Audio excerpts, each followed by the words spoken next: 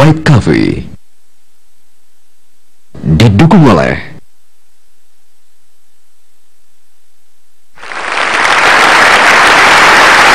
Pak Wiman, proses gugatan selalu Anda lakukan sendiri tanpa pengacara atau pernah dibantu pengacara?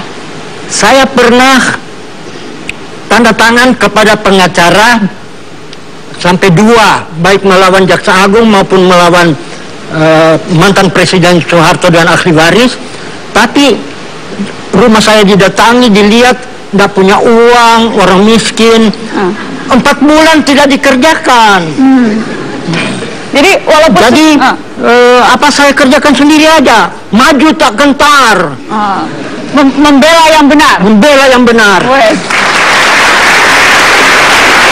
Seluruh proses. Bukan sebagai pengacara, membela yang membayar.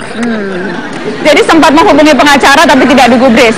Sulit tidak Pak Wiman? Jadi Anda sendiri semua yang menyusun surat gugatan, berbagai hal yang berbau hukum semua Anda susun sendiri? Semua sendiri, meskipun saya bukan ahli hukum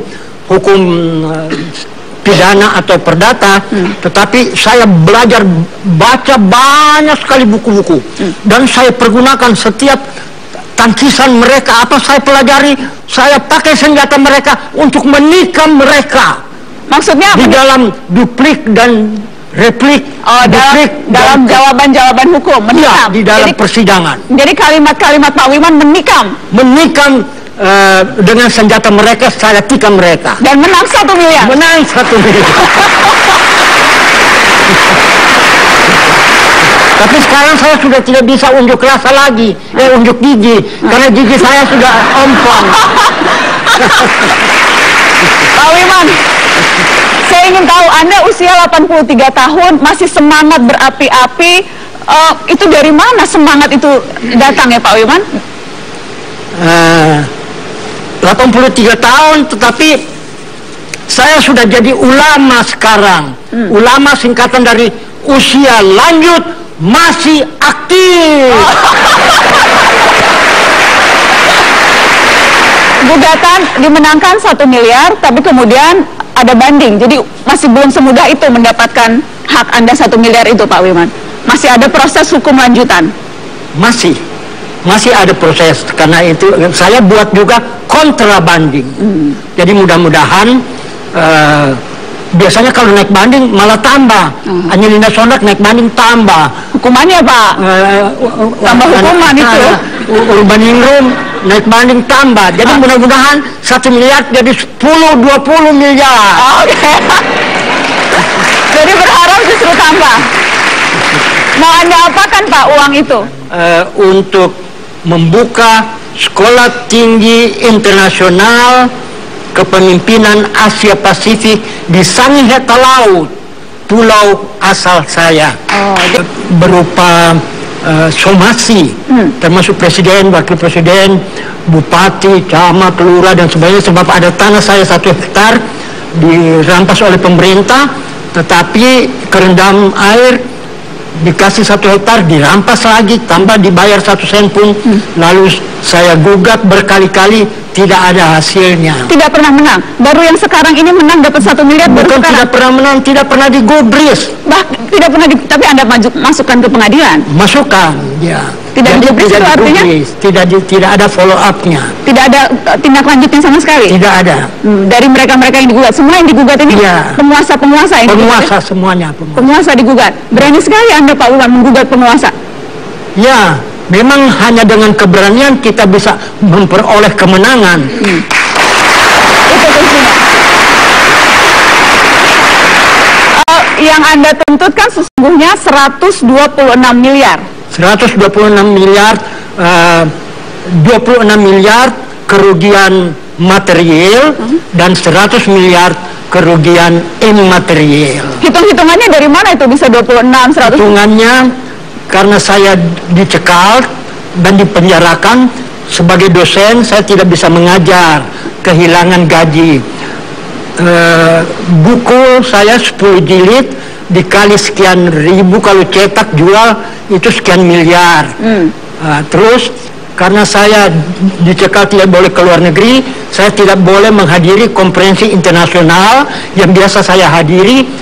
dengan bukti, saya berikan bukti tiket pesawat terbang $3.000 dan hotel $2.500 7 hari bintang 5. Wis, diundang kemana waktu itu Bapak? Yang seharusnya berbagai tempat. Yang terakhir saya diundang Konferensi Internasional Pelayanan Penjara Sedunia di Stockholm, Swedia. Itu pun tidak bisa pergi. Baik. Nah, kalau itu kan kerugian materialnya. Imaterialnya yang 100M, Bapak menghitungnya? 100M itu karena saya sebagai dosen dan orang terhormat dalam masyarakat dipenjarakan, terus Soeharto pidato, ada orang gila berani lawan saya karena saya orang tidak gila, tetapi yang gila pemerintah. Orang gila kok diadili, itu gila pemerintah ini. Kapan itu Pak?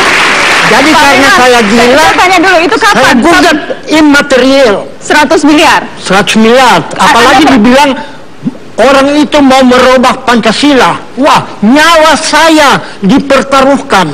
Karena kalau di depan 400 perwira ABRI dibilang mau merubah Pancasila, berarti Wijaya itu komunis atau Darul Islam. Setiap saat nyawanya bisa melayang misterius secara Markus dan Matius. Jadi ada mati misterius. Mati misterius.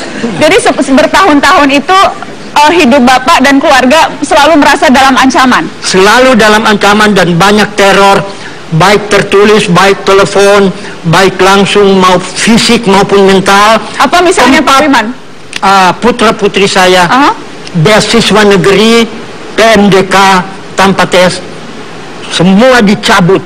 Tetapi Tuhan Maha Adil, semua anak saya, 6 putra-putri saya, 3 insinyur, 3 S2. Tuhan adil di Sulawesi Utara. Saya ingin minta tanggapan Mas Bambang Wijoyanto. Mas Bambang, aktivis Orde Baru, pada saat Orde Baru, Anda juga waktu itu pernah teringat tidak kisah Pak Wijaya ini? Orang seperti Pak Wiman ini bukan rakyat biasa. Dia adalah pejuang abadi Indonesia. Pejuang abadi Indonesia. Karena darinya kita bisa mendapatkan inspirasi yang luar biasa mengenai konsistensi sebenarnya untuk menegakkan apa yang dia yakini. Di tengah pesimisme kita soal penegakan hukum dan pasar gelap ketidakadilan di pengadilan, ternyata kasus Pak Wimar bisa menjadi secercah harapan. Kalau argumen yang dibangunnya kuat, alasan yang diajukannya cukup, maka pengadilan bisa saja terbuka mata hatinya untuk memenangkan gugatan dari siapapun. Itu yang menarik. Yang lainnya adalah ada kritik sebenarnya dari cara Pak Wimar menyampaikan. Sebagian besar lawyer kita tidak lagi menegakkan salah satu etika profesi. Dia harus memberikan pro bono untuk sebagian waktunya bagi orang-orang seperti Pak Wimar itu. Dan pada saat itu juga sebenarnya kritik yang lainnya, tantangan bagi lembaga-lembaga seperti LBH. Sebenarnya cukup banyak kasus-kasus yang dialami oleh orang-orang hebat seperti Pak Wiman ini yang seharusnya dibantu, karena justru hukum harusnya menjadi bagian dari sebuah proses yang bisa mengakomodasi ketidakadilan dan orang-orang hebat seperti Pak Wiman. Saya kasih tepuk tangan. Pak Mahfud, mungkin tidak kasus Pak Wiman ini kemudian nanti akan bisa membawa dampak, mungkin saja ada banyak korban-korban penyalahgunaan wewenang negara pada saat itu, bukan hanya Pak Wiman tapi ada banyak kalangan yang lain. Apakah ini bisa akan menjadi semacam contoh buat mereka untuk mau menggugat? Pak Wiman ini termasuk yang beruntung sekarang di era reformasi. Pertama karena kasusnya tidak menyangkut uang besar satu perusahaan besar gitu. Kalau misalnya yang diukat satu perusahaan besar, saya khawatir gagal juga kalau dalam situasinya seperti pengadilan sekarang. Kadang-kadang perusahaan besar kan sudah membeli pengadilan lebih dulu. Orang-orang seperti Pak Wiman itu karena yang dilawan itu negara, dan negara itu sekarang pemerintahnya simbolis, yang menjadi simbol kekuasaan negara yang sudah tumbang diganti oleh pemerintah yang baru, maka tidak ada yang mau mempengaruhi hakim. Siapa yang tidak ada yang dirugikan oleh itu kan? Nah, mudah-mudahan keadilan untuk Pak Wiman ini bukan hanya karena dia sendirian tidak melawan satu perusahaan swasta besar yang sekarang itu sudah banyak membeli hakim dan pengadilan gitu, tetapi bisa berlaku untuk semuanya. Dan saya kira itu salah satu dari hikmah reformasi yang kita lakukan, di samping tentu saja masih banyak kekurangan-kekurangan yang harus kita bangun lagi di bidang penegakan hukum. Baik, kita tepuk tangan buat Pak Mahfud. Pak Wiman, saya ingin tahu kesan terakhir. Jadi Bapak usia 80-an, bolak-balik ke pengadilan, itu ada yang bantu, ada yang menemani, atau Bapak sendiri ke pengadilan, atau seperti apa waktu itu teknisnya? Sendiri saja, single fighter. Selalu sendiri? Ya. Datang ke pengadilan. Habis uang berapa, Pak? Tidak pernah hitung. Karena perjuangan itu tidak perhitungan uang, tetapi perhitungan harapan dan antisipasi kemenangan itu. Baik.